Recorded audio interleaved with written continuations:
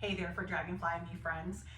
Welcome to another episode of Gina in the Kitchen. I'm so excited to be here today. I'm going to be baking, well actually it's a no-bake cookie, but it's really super special to me because it was my grandmother's recipe and it was her mother's recipe. So this cookie has been in our family for many years, to say the least. I'm 54 now, so gosh, it's got to have been almost, probably 75 to 90 years this recipe has been cooked in my family. And I'm sure many of you have recipes just like that are really special, that you make just at the holidays or for special occasions, maybe somebody's birthday. But today I am making my no-bake graham cookies. And we call them my grandma's Christmas balls. That's what we call them. That's how all of my family knows. But in my cookbook, if you own it, Lovingly Seasoned Eats and Treats, it is on page 245. It's the first recipe. And the one below it is my molasses cookie recipe, which is, if you love molasses cookies, I've been told it's the best. So if you don't own a copy of my cookbook, you can go to my website at www.fordragonfliesandme.com and purchase yourself a it's a soft cover spiral bound with almost 500 pages with almost 1,000 recipes in it, or you can even get a downloadable PDF version. So those links will be in the description below. So if this is your first time here, I'm Jean Roman, and this is my For Dragonflies and Me space. So I do a lot of gardening, cooking, organization, but today we're doing some baking. So we're going to be doing Jean in the Kitchen. So what I have done here is I have already got my my graham cracker crumbs here. And what I do is I have 2 boxes of these. You can buy the pre-made graham cracker crumbs. They didn't have them, actually, is the only reason I didn't get them. So I got the boxes of the graham crackers. And then what I've done is I've used my food processor to grind them down. And I'm going to show you how easy it is and how quick it happens. If you don't have a food processor, I highly recommend you get one. They're like 20 bucks for a mini, but if you have a giant one, like you've seen me use in my other cooking videos to make my tomato sauces and whatnot, that works great. You can do a lot faster than my mini one. I just didn't feel like dragging it up. But anyways, if you don't have one and you don't want to purchase it, you can simply use a plastic storage bag. And if you have a rolling pin, which mine got lost in my move, I don't even know what to think about that, but I used a potato masher, so that works as well. But let me just say, a rolling pin is much easier and it does get it done quickly, but the food processor gets it to a really nice, fine, just crumbs, there's no chunks in it. So I did want to show you guys real quick how I'm gonna do that, but I'm also, this recipe also calls for Marciano cherries, green and red. Unfortunately, they didn't have any green, so I just bought red, but it's really a lot prettier if you can get the green and the red, and that's actually what the recipe calls for. I keep back the juice. I do take the juice out, but I keep a little bit back, and sometimes if I feel like there's not enough of the sweetened condensed milk to get it to the consistency I want, I will put a little bit of the juice, and sometimes I even variate from that and add a little bit of the juice because it really does make it nice. The condensed milk is what makes it sticky.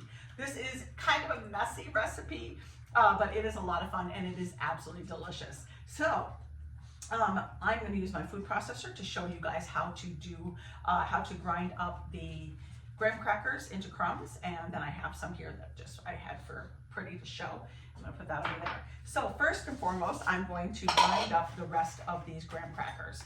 And you can get about 5 or 6 of them in here if you simply just break them in half, stick them in there, stick them in there, then you can break them down one more time. And as you can see, you can get about that. So this is going to be loud for about probably 30 seconds. And just so you know, this is 2 boxes of graham crackers, and either crackers or crumbs, you need 2 boxes.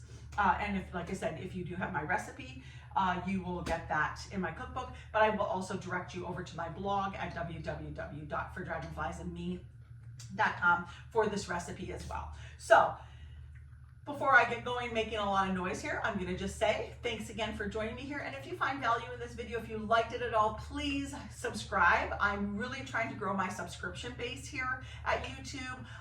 Unfortunately, a lot of people don't get to see my videos because the algorithms pick up on YouTubers that have a higher following. I'm almost to 300. I'm trying to get to 1,000. So if you're watching this, please hit the subscribe button. I'm not going to inundate you with, you know, tons and tons of videos. Everything I do, I feel is very useful. I get a lot of great comments.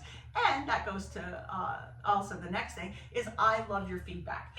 Tell me about your cookie, your family's favorite cookie recipe that you do every year. So with that being said, I'm going to start processing these crackers. So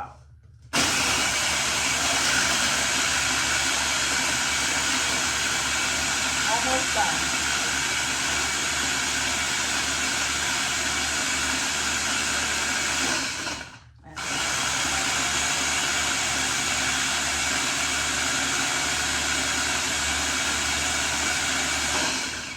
Easy peasy. It took me to do the 2 boxes maybe 5 minutes.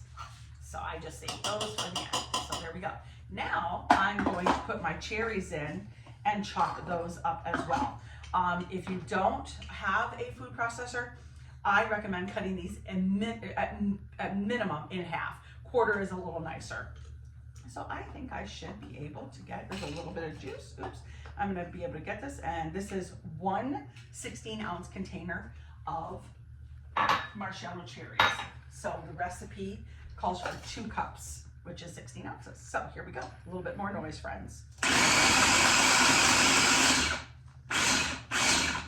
So I don't want to make them mush. I just want them to be broken down. So I'm going to move that over here, put this over here. So this is a super easy recipe, and if you have followed me, I do have some more, you know, in-depth recipes, but I really like to share with you guys super easy ones, and this is a super easy, and again, it's no bake. And this also, I love having kids in the kitchen, and you may have seen my son Aaron likes to join me, and I know he's going to be bummed that he wasn't here to do this because they actually like to help make these cookies. My sons Evan and Aaron. Today is our cookie baking day. My daughter Taylor is on her way, and we're going to bake our cookies. And if you've been watching my social media, and if you're following me on my blog, if you're not, please subscribe to everything: Facebook, Instagram, Pinterest, YouTube, and my blog. You will see that this Saturday coming up, I am having a cookie exchange. And so I did a vlog the other day on how to host a super fun and warm and welcoming cookie exchange. So you can see that. And these cookies are going to be for my cookie exchange. My daughter's going to make her snickerdoodles, which are super yum. And so I'm going to add those in. And I'm going to use this sticky, actually I'm going to get a different one. Use this. So these are, I maybe chop these up a little bit more than I wanted to, but that's okay. They're gonna add in there nicely. Okay, so friends, again, this is a very, very sticky recipe. So there we go. As you all know, I like to cook and clean as I go. So the recipe calls for chocolate chips. I generally like mini milk chocolates. They didn't have minis, but they had mini semi-sweet, and I don't do semi-sweet. Milk chocolate, in my opinion, is the only way to go. So, and for sweetened coconut, this is the only thing I'm not going to combine. So I have my graham crackers, I have my chopped Marciano cherries, I have my chocolate chips, and I have my 2 cans of sweetened condensed milk. So I'm going to put all that in there and mix it up. If you hear some crunching in the background, that is Frank. And if you follow me on social media, yes, Frank, I'm talking about you. If you follow me on social media, you will know that Frank is my little pug, and he has his own TikTok page, and he has his own Frankie Fridays. And so if you have a fur baby, he loves to see pictures of your fur babies, and I do show him all of the posts, and he's so funny. I just got him a new bed for Christmas. So he has a bed for the basement where my home office is and our fan cave. And then he has one on the main floor, and now he got for Christmas a new bed for up in the bedroom. And so he sleeps in bed with my son, but occasionally he does, but he really likes his bed. So, okay, so as you can see, this is, I'm blending all this up. I'm gonna put this over here too. And my cute little towel, I just love the truck and with a Christmas tree in it. I have a lot of decorations. And if you've been watching, you will also see that I have been posting pictures of my home and my decor. So I am going to be giving you guys a tour, kind of like what I did in the summer with my garden tour. I'm going to give you a tour of my house because I pretty much changed my whole main floor and get all the decorations for holidays. I changed my artwork and whatnot. So this is very thick. And so this is why I do keep this juice and the strawberry juice and that, or I'm sorry, the cherry juice. And that's probably about a half a cup. So in my recipe, it says to add all ingredients. So it doesn't say to separate the juice, which I probably should have done that. I will put that. That's Frank too, if you can hear his little snorts.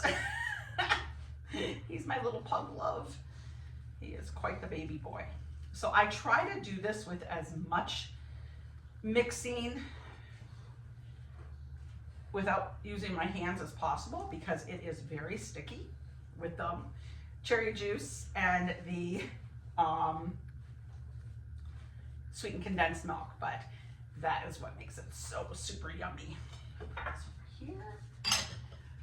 Okay, so keep mixing this up. This is, as you can see, the part that takes the longest. Oh, we're not wasting any cherries. So take this over here. And then what I'm gonna do after this is all mixed is I'm going to simply bake them into about like a walnut size. For all my older viewers, do you remember that in cookbooks, they used to use walnut size as an actual measuring unit?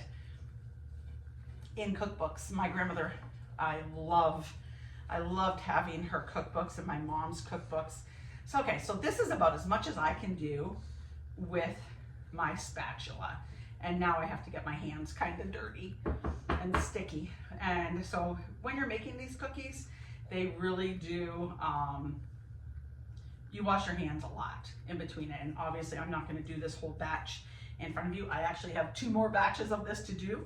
We're making all the attendees that are coming to my house Saturday for the cookie exchange are gonna be bringing 12 dozen. And the way that works is there's 6 people. We each bake 12 dozen. So that just happens to work out to where we will all get 2 dozen each of each variety. So we'll all still end up with 12 dozen, just 6 varieties. So super fun. So I'm gonna grab a plate here. And I'm gonna show you how beautiful these are. So I'm gonna put this over here too.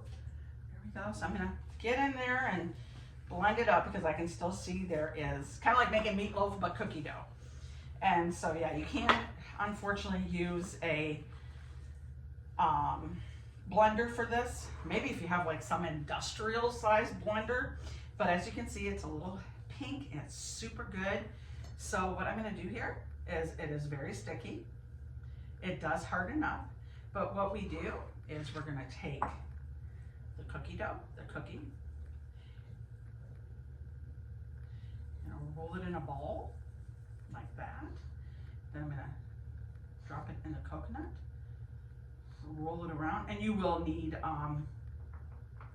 to have a bag. I have my coconut in a bag here. So as this gets used, I will just keep replenishing that. So simple, simple. Put that in there. And these are so good, friends. They are so good. And there we go. So I'm gonna keep rolling these up. I'm gonna wash my hands so I can shut off my camera and everything here. But friends, I really appreciate you coming out, and like I said, I really appreciate you guys watching my videos and commenting and liking. Again, please subscribe. That really helps people get to see my videos, and I super appreciate it. So keep posted for more videos coming on more holiday stuff. I have a new blog coming out on how to create the best holiday meal, And I also have a blog coming out on how to properly and effectively organize your holiday decorations. So December is going to be filled with lots of fun, informative stuff. But again, I appreciate y'all coming out here and watching me making in the kitchen and always in the garden. So like I always say, friends, be sure to eat fresh, shop local, and have a happy day. And don't forget to hit that like, subscribe buttons. Take care, and we'll see you next time.